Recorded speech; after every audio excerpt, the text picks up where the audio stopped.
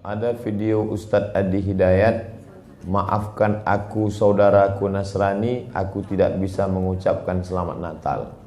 Karena orang yang mengucapkan selamat Natal, maka dia sudah mengakui tiga. Yang pertama, mengakui bahwa Isa anak Tuhan. Yang kedua, mengakui bahwa Isa lahir 25 Desember. Yang ketiga, mengakui bahwa Isa mati di palang salib. Ketiga-tiga ini dibantah oleh Al-Quran. Bahwa Isa anak Tuhan dibantah. Laqad kafaral ladzina qalu innallaha salisu salasah. Kafirlah orang yang mengatakan Isa Trinitas dan anak Tuhan.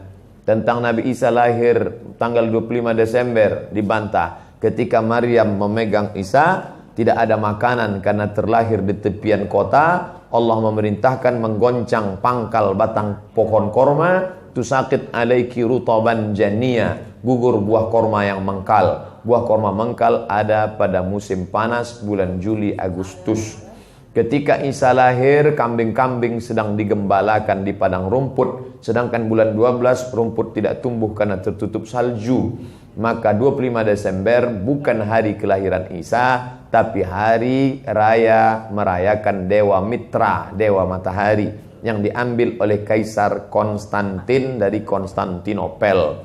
Lalu kemudian tentang Isa mati di palang salib dibantah Al-Quran. Wa ma qataluhu, mereka tidak membunuhnya. Wa ma salabuhu, mereka tidak menyalibnya. Walakin syubbihalahum, ada orang lain yang diserupakan wajahnya dengan Isa. Dialah Yudas Iskariot, murid Isa yang menjual imannya dengan beberapa keping uang emas.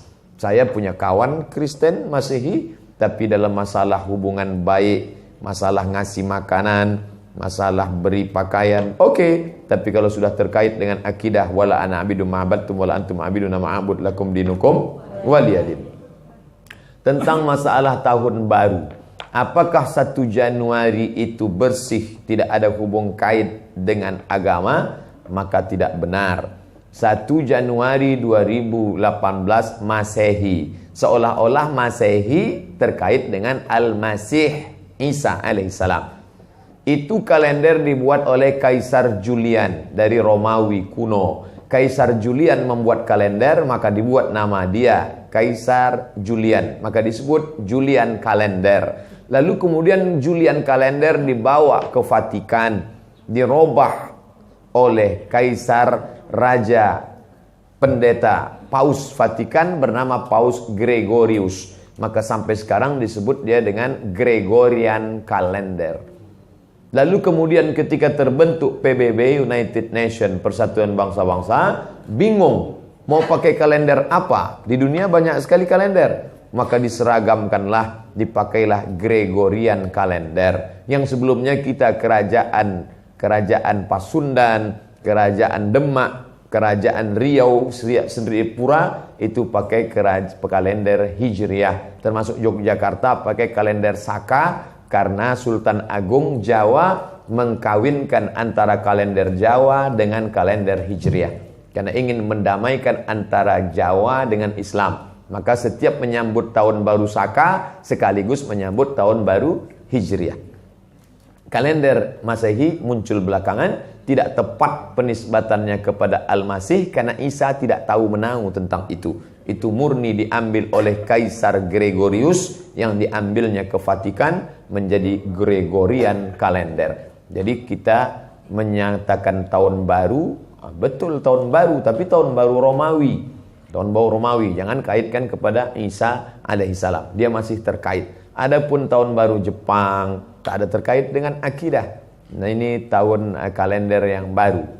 Tidak meyakini bahwa dengan kalender yang baru ini nasib berubah menjadi baru. Siapa yang asap malam itu paling banyak mengepul ke atas, maka rezekinya yang paling murah. Lalu membakar ayam sampai 2000 ekor. Nah, oleh sebab itu saya anjurkan anak-anak muda, remaja-remaja masjid, tanggal 31 malam tanggal 1 setiap masjid semuanya buat kajian, iktikaf, zikir, muhasabah supaya jangan keluyuran ke sana kemari. Hanya 2 saja. Anak-anak muda pergi ke masjid mulai jam 10, jam 11, jam 12, jam 1, jam 2 atau habis isya tidur. Saya nggak bisa tidur Pak Ustadz. Biasa malam kalau nggak bisa tidur, habis isya makan Antimo 2. Nguap tidur langsung. Itu saja. Adapun nanti Ustadz malam tahun baru apakah buat muhasabah di masjid? Enggak. Saya berangkat 28, 29 umroh, maka tahun baru di Madinah. Tahun lalu juga begitu. Tapi tahun sebelumnya dibuat acara muhasabah. Wallahu a'lam. Assalamualaikum warahmatullahi wabarakatuh. Alhamdulillahirabbil alamin wassalatu wassalamu ala asrofil anbiya'i wal mursalin wa ala alihi wa sahbihi ajmain. Asyhadu an la ilaha illallah, asyhadu anna Muhammadan abduhu wa rasuluhu la nabiyya ba'da. Alhamdulillah teman-teman sekalian yang dirahmati Allah, setiap kali menjelang bulan Desember senantiasa umat Islam dituding sebagai umat yang tidak bertoleransi beragama, apalagi ketika masuk penghujung Desember di mana seolah-olah kaum muslimin yang dianggap bertoleransi itu harus mengucapkan selamat pada hari raya agama yang lain. Nah, bagaimana di dalam Islam pandangan semua ini? Pertama-tama perlu kita jelaskan teman-teman sekalian, saat kita membahas tentang Natal, maka Natal adalah hari raya daripada umat Kristiani. Nah, jadi mereka ini merayakan hari kelahiran Yesus Kristus, yang bagi mereka Yesus Kristus ini adalah Tuhan. Jadi mereka anggap sebagai Tuhan. Nah, ini yang kemudian menjadi sesuatu yang bermasalah karena pada faktanya mereka merayakan kelahiran Tuhan Yesus yang menurut mereka itu adalah keyakinan mereka seperti itu. Sedangkan di dalam Islam, posisi Yesus Kristus atau Isa Al-Masih di dalam bahasa Arab ini bukanlah sebagai Tuhan, tapi hanyalah salah seorang nabi dan rasul di antara banyak nabi dan rasul. Karena itulah ini sangat bertentangan dengan keyakinan orang-orang muslim. Ketika orang muslim mengucapkan Qul huwallahu ahad, Allahus samad, lam yalid wa lam yulad wa lam yakul lahu kufuwan ahad, maka sejatinya dia sedang mentauhidkan Allah, bahwa tidak ada Tuhan selain Allah dan tidak ada sesembahan selain Allah Subhanahu wa taala. Maka kita menyembah Allah dengan semurni-murni aktivitas dan semurni-murni ibadah. Ini adalah keyakinan di dalam Islam. Karena itulah bila seseorang mengucapkan selamat Natal pada agama lain yang sedang merayakannya, pada intinya dia sedang mengucapkan sesuatu yang berbeda dengan keyakinan dia, dan tentu saja ini adalah sesuatu yang salah. Lah bagaimana kalau ada orang beralasan, oh saya tidak mengatakan selamat pada hari rayanya, saya cuma mengatakan bahwa selamat agar dia kemudian melaksanakan hari raya. Ini pun juga sesuatu yang sama, walaupun mungkin esensi yang kita maksud berbeda dengan yang difahami oleh agama yang lain. Tapi pada intinya kita bisa mengetahui bahwa setiap hari raya pada sejatinya adalah syiar-syiar agama. Nah, dan sesungguhnya kita sedang membantu syiar-syiar agama, membantu kemudian syiar-syiar keyakinan yang justru kita tidak meyakininya, bahkan bertentangan dengan apa yang kita yakini, bahwa Allah itu satu, Allah itu esa. Ini pun tidak dapat dibenarkan. Karena itulah yang paling selamat bagi seorang muslim adalah ketika dia menghadapi hari raya orang lain, dia berdiam diri. Dia tidak mengucapkan selamat di situ dan dia tidak ikut-ikutan dalam perayaan ibadah agama yang lain. Inilah yang disebut dengan toleransi di dalam Islam. Dan ulama-ulama juga sudah bersepakat. Ibnu Qayyim menyampaikan misalnya bahwa ucapan-ucapan semacam ini adalah persetujuan terhadap syiar-syiar kekufuran yang itu bertentangan dengan agama kita dan tidak kita laksanakan. Lalu bagaimana dengan toleransi? Toleransi bukan mengikuti keyakinan orang lain. Tapi toleransi adalah kita memiliki keyakinan dan kita bisa menerima kalau yang lain juga punya keyakinan. Dan kita membiarkan mereka melaksanakan berdasarkan keyakinan mereka. Bukan memaksakan keyakinan kita pada mereka. Inilah toleransi. Sekali lagi, toleransi adalah bukan ikut larut dalam keyakinan orang lain. Bukan ikut-ikutan dalam keyakinan orang lain. Bukan ikut-ikutan pada ibadah orang lain. Tapi toleransi adalah meyakini apa yang kita yakini. Kita berdiri pada apa yang kita yakini, lalu kemudian membiarkan orang lain melaksanakan sesuai dengan keyakinannya tanpa mengganggu sedikit pun. Itu adalah toleransi. Maka yang dikatakan toleransi adalah apabila seorang muslim memiliki keyakinannya, lalu kemudian mereka membiarkan umat beragama yang lain melaksanakan sesuai dengan keyakinannya. Dan juga toleransi apabila umat beragama yang lain mereka melakukan sesuai dengan keyakinannya dan membiarkan kaum muslimin melakukan sesuai dengan keyakinannya. Jadi tidak dikatakan toleransi apabila Anda menuduh kaum muslim yang tidak mau mengucapkan selamat Natal sebagai intoleran. Justru ini juga sebagai bentuk intoleransi itu sendiri. Nah, jadi teman-teman ini yang perlu kita jelaskan. Jadi sudah jelas sekali dari segi logika, dari segi fakta, dan dari segi hukum seperti apa, itu sudah masyhur sekali. Nah, ketika ada yang mengatakan, kalau begitu, kalau seandainya Anda tidak merayakan, Anda tidak mau mengucapkan selamat Natal, apakah kemudian di saat yang sama kita jadi tidak menghormati agama yang lain? Ini pun salah. Kita punya prinsip bahwa akidah kita adalah Allah itu satu. Allah itu esa. Tauhid adalah prinsip daripada kaum muslim. Tapi bukan berarti lantas kita tidak menghargai, lantas kita tidak menghormati pemeluk agama yang lain. Bukan berarti kita tidak menghormati Isa Al-Masih atau Yesus Kristus. Kita sampaikan pada saudara-saudara kita yang beragama yang lain, yaitu adalah kaum Nasrani yang merayakan hari raya mereka, silakan saja kemudian rayakan. Karena di dalam Islam bukan berarti ketika kami tidak merayakan, ketika kami tidak mengucapkan selamat, lantas kami membenci Anda atau membenci agama Anda. Tidak sama sekali. Kita mengakui adanya Yesus Kristus, kita mengakui adanya Isa Al-Masih. Di dalam Al-Quran bahkan cerita itu ditampakkan kepada kaum muslim dengan sangat jelas, dan ini adalah bagian keimanan kaum muslim.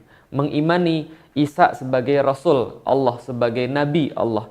Bahwa di dalam Al-Quran diceritakan misalnya dalam surat Maryam, ketika Maryam membawa anaknya yang masih dalam kain lampin itu, diceritakan di dalam Al-Quran, fa'atat bihi qaumaha tahmiluh, yaitu ketika kaumnya Maryam melihat Maryam itu kemudian datang menggendong seorang bayi, kemudian mereka berkata, fa'atat bihi qaumaha tahmiluh qalu ya Maryamu laqad ji'ti syai'an fariya. Wahai Maryam, kenapa engkau berbuat sesuatu yang sangat mungkar? Maksudnya adalah engkau tidak punya suami, tapi tiba-tiba engkau punya anak. Dan pada waktu itu ini adalah aib yang sangat besar. Lalu kemudian setelah percakapan-percakapan, Maryam mengatakan, menunjuk bayinya, tidak mau ngomong gitu kan ya. Fa asyarat ilaih, maka kemudian Maryam menunjuk kepada bayinya. Lalu orang-orang Yahudi itu berkata, qalu kaifa nukallimu man kana fil mahdi sabiyya. Bagaimana kami bisa berbicara sedangkan anak ini masih dalam kain lampin, masih dalam buayan? Maka berkatalah Isa ibnu Maryam pada saat itu yang masih dalam kain lampin, diceritakan dengan sangat detail sekali. Qala inni Abdullah, berkata bahwa kami adalah hamba Allah, saya adalah hamba Allah. Ataniyal kitab wa ja'alani nabiyya, dan kami telah diberikan oleh Allah kitab dan Allah telah menjadikan kami sebagai seorang nabi. Ataniyal kitab wa ja'alani nabiyya wa ja'alani mubarakan aina ma kuntu wa awsani bis salati waz zakati ma dumtu hayya, dan aku senantiasa diperintahkan oleh Allah untuk salat, untuk zakat sebagai keadaan menyembah kepadanya.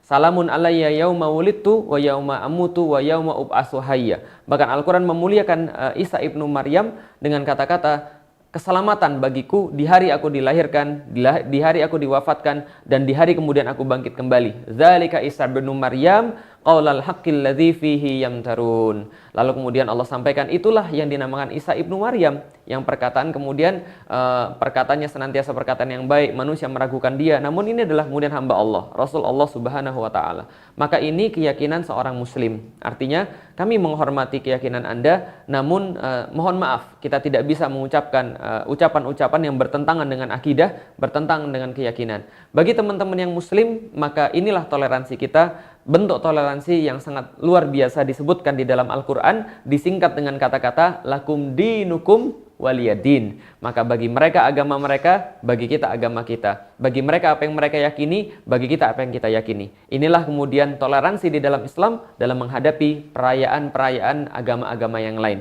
Assalamualaikum warahmatullahi wabarakatuh. Seandainya pejabat publik harus mengucapkan itu karena ya beliau sebagai pejabat publik yang mengayomi semua masyarakatnya, Ustaz.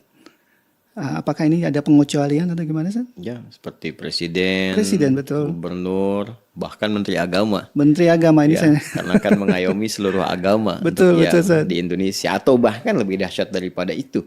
Adanya satu hubungan keluarga, mungkin anak masuk Islam, orang tua belum, gitu kan? Iya, Jadi iya. ada heterogenitas dalam Betul, banyak hal keluarga. juga itu. Dan bersyukurnya alhamdulillah Islam pun sudah tuntas mengatur itu. Oh gitu, Ustaz. Iya, Masya Allah. baik di suasana ya, ibadah-ibadah di keyakinan tertentu, seperti misalnya momennya Natal saat ini untuk saudara-saudari kita yang di Kristen ataupun Katolik, atau bahkan di luar konteks ibadahnya secara bersosial. Ini lebih dahsyat lagi. Iya, iya. Nah, ini di Islam itu selalu ada hukum mustathnayat, Mustathnayat itu hukum-hukum pengecualian dalam kondisi darurat tertentu yang itu dibutuhkan karena timbangan-timbangan khusus, kasusnya spesial. Dan itu pun dalam istilah fikih ada dawabitnya. Ya, ada detil-detil hukum tertentu yang menyertai hanya di situasi itu saja, mengikat keadaan itu saja. Ya, karena itu ulama sudah mengkaji ini dengan cukup dalam, bahkan mengambil hukum di muamalah, kan, dalam interaksi sosial, karena perannya ada peran muamalah di situ. Ya, tidak murni hanya untuk kepentingan ibadah atau bahkan menyertai itu, tidak, tapi hanya karena ada peran muamalah, interaksi dia atau amanat yang berlaku secara luas dalam konteks sosial di sini, maka diambillah kemudian spirit Quran surah ke-60 Al-Mumtahanah di ayat yang ke-8 saat Allah berfirman, la yanhakumullahu 'anil ladzina lam yuqatilukum fid din wa lam yukhrijukum min diyarikum an tabarruhum wa tuqsitu ilaihim. Allah Subhanahu wa taala tidak melarang engkau untuk berbuat baik terhadap orang-orang yang tidak memerangi engkau, tidak menyakiti engkau dalam perkara agama ini, atau tidak mengusir engkau di tempat engkau berkedudukan, tempat engkau tinggal. Maka berbuat baiklah kepada mereka dan bersikap adillah dalam berkehidupan. Ini konteksnya konteks sosial.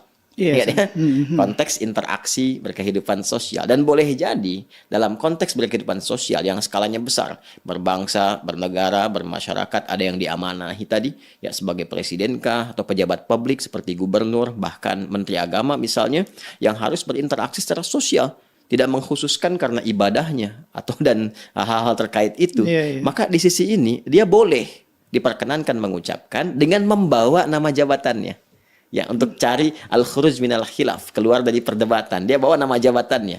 Misalnya menyampaikan, dengan ini Presiden Republik Indonesia mengucapkan selamat bla bla bla dan sebagainya. Dengan ini Menteri Agama Republik Indonesia mengucapkan selamat bla bla bla dan sebagainya. Ya, boleh juga dia menugaskan misalnya divisi terkait atau bagian atau menteri terkait, atau misalnya kalau di Kementerian Agama ada Dirjen Bimas Kristen misalnya kan, nah, terkait dengan ini. Tapi kalau dirasakan rasanya kok nggak nyaman ya gitu kan, ini kan ada jabatan mengikat dan sebagainya, maka diharapkan yang tampilnya menterinya atau misalnya pejabat publiknya, maka sertakan jabatannya. Ya, bukan menyertakan pribadinya untuk keluar dari khilaf, keluar dari perdebatannya, ya, khuruj minal khilaf namanya. Maka sertakan nama jabatan di situ, misalnya menyampaikan dengan ini Menteri Agama Republik Indonesia menyampaikan selamat begini begini begini dan sebagainya. Jadi yang dibawa jabatan publiknya, bukan pribadinya ingin menyertakan dalam kepentingan itu, tapi karena sifat pelayanan publik dan di publik ini ada bagian-bagian tertentu yang dibimbing dalam berkehidupan bermasyarakat, ya, menjalankan amanah konstitusi, maka itu yang diambilnya. Dan ini masih ranah muamalah keduniaan.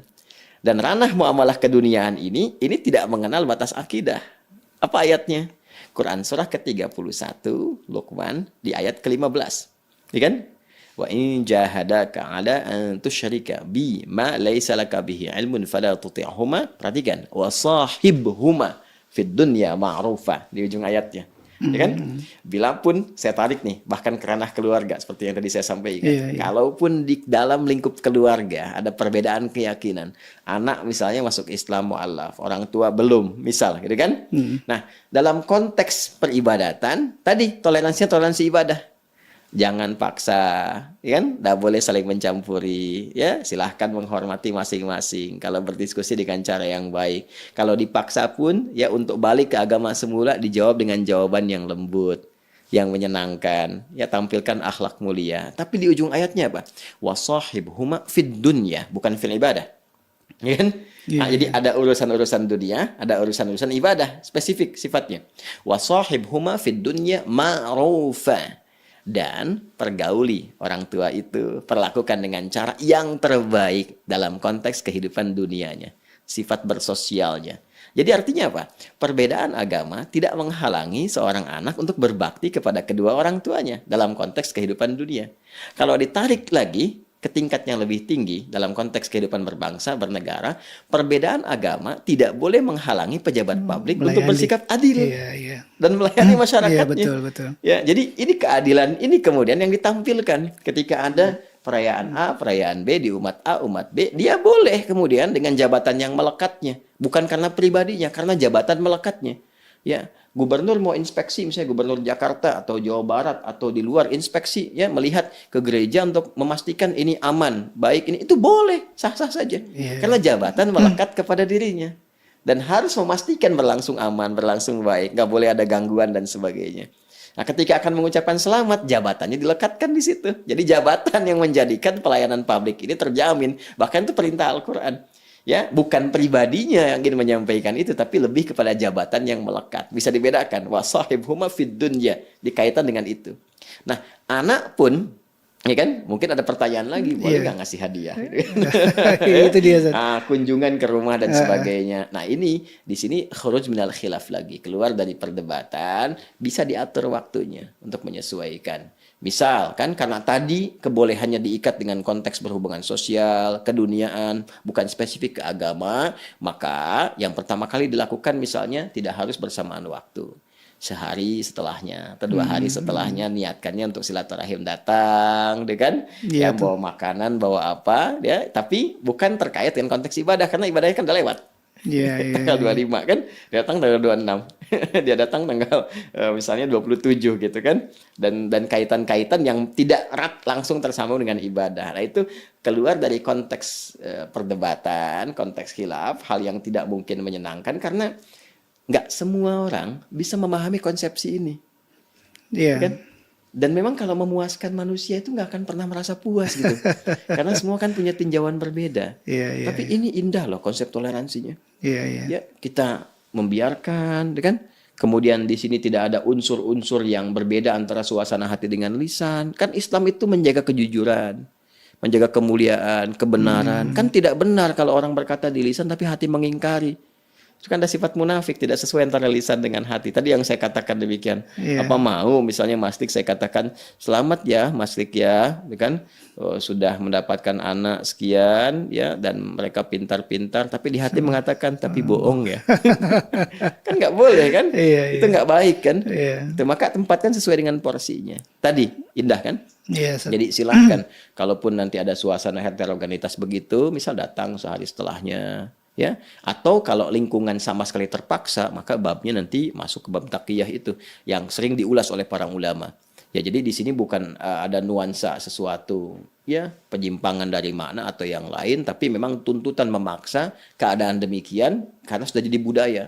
Ya, seperti misalnya di Eropa, di Amerika dan sebagainya. Ya kan? Natal itu ya dipahami bagi sebagian masyarakat ya, budayanya sudah begitu. Sudah budaya. Sedangkan misalnya tinggal di kalangan umat Islam minoritas dalam situasi seperti itu. Maka inilah fikih Islam itu lengkap, Masya Allah, luar biasa lengkap.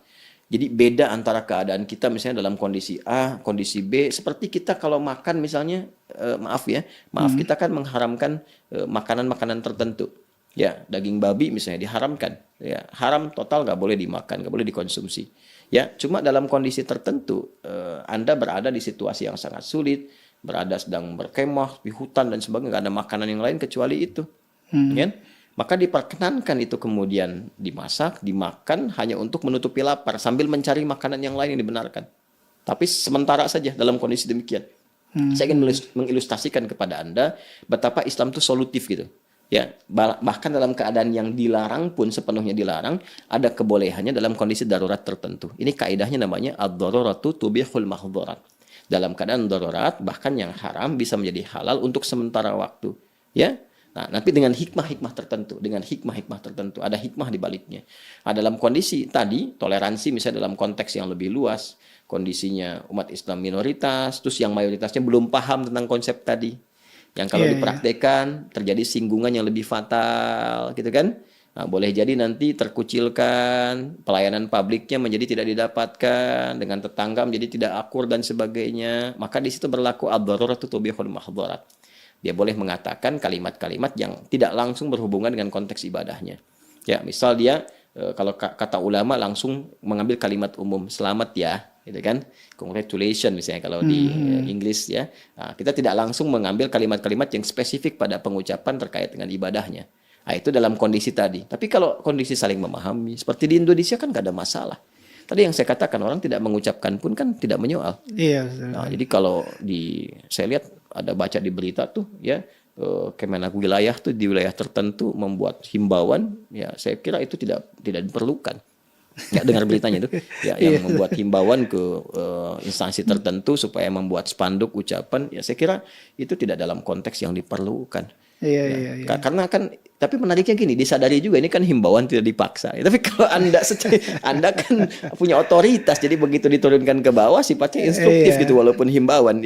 Sedangkan menariknya kan kalau sifatnya tidak ada paksaan, biasa-biasa saja, ya tidak perlu ada himbauan. Jadi biasa saja gitu ya.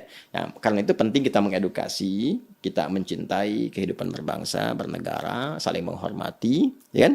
Dan titik toleransi tertinggi adalah kita menghormati akan tibanya hari besar, hari ibadah untuk saudara-saudari kita, ya penganut Kristen ataupun Katolik, pada waktunya untuk beribadah gitu kan.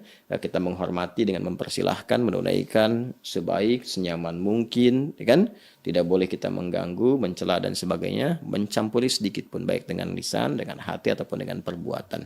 Dan hal-hal yang terkait dengan aspek-aspek kehidupan membangun negeri, bermasyarakat, berbangsa, kita bersama-sama.